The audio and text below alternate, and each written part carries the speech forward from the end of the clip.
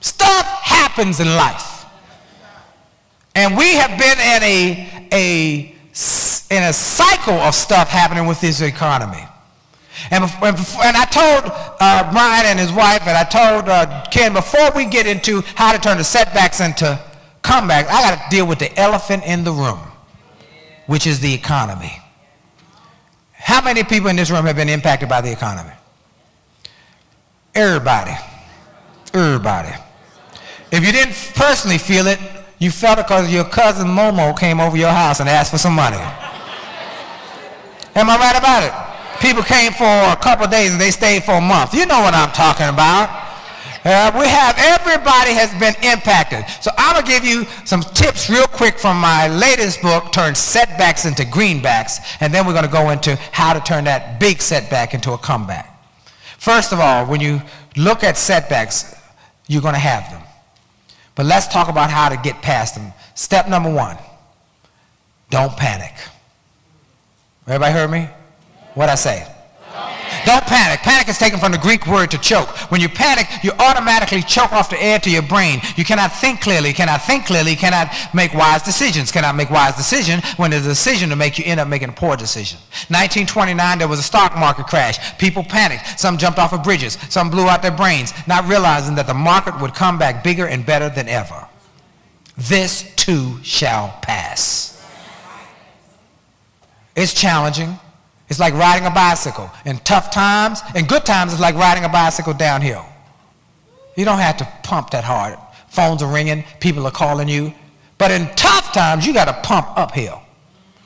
If you still want to get the same movement, you got to pump double hard. That means you got to work double hard. This is challenging for everybody, for speakers, for every industry I know of, this challenging time. But there are people making millions of dollars in these times. They're just working harder and working smarter. So, don't panic. Number two, don't willingly participate nor commiserate. Don't willingly participate nor commiserate. Don't line up with all the gloom and doomers, all the negative people. Stay away from negative gloom and doomers because they will impact your business. People, oh, didn't you hear? I was walking down the street one day, a guy said, I saw you on television. Man, I heard you talking that positive stuff. Didn't you hear that Circuit City went out of business? Did you hear lemons and things went out of business?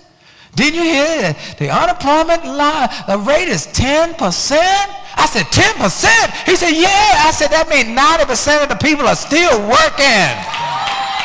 They can still buy my books and tapes and videos, have me come speak. Somebody got some money. I just got to look a little harder for them. Am I right about it? Don't panic. Don't willingly participate nor commiserate. Don't talk about it. Don't speak about it. Don't buy into it. A lady I had on my XM show last week, she was diagnosed with pancreatic cancer. You know, pancreatic cancer, you got a 5% survival rate. She said the doctors came in and told her after they did the surgery, you got 18 months. She said, sir, doctor, I'm not owning that. 6 years later, she is doing fine. Only thing she takes is vitamin supplements. I talked to her on the phone after. I said, what was the secret? She said, you cannot own the gloom and doom. Don't own the gloom and doom. When they tell you about the gloom and doom, don't you buy in. Don't you take it. Don't you own it. Because when you own it, it's yours.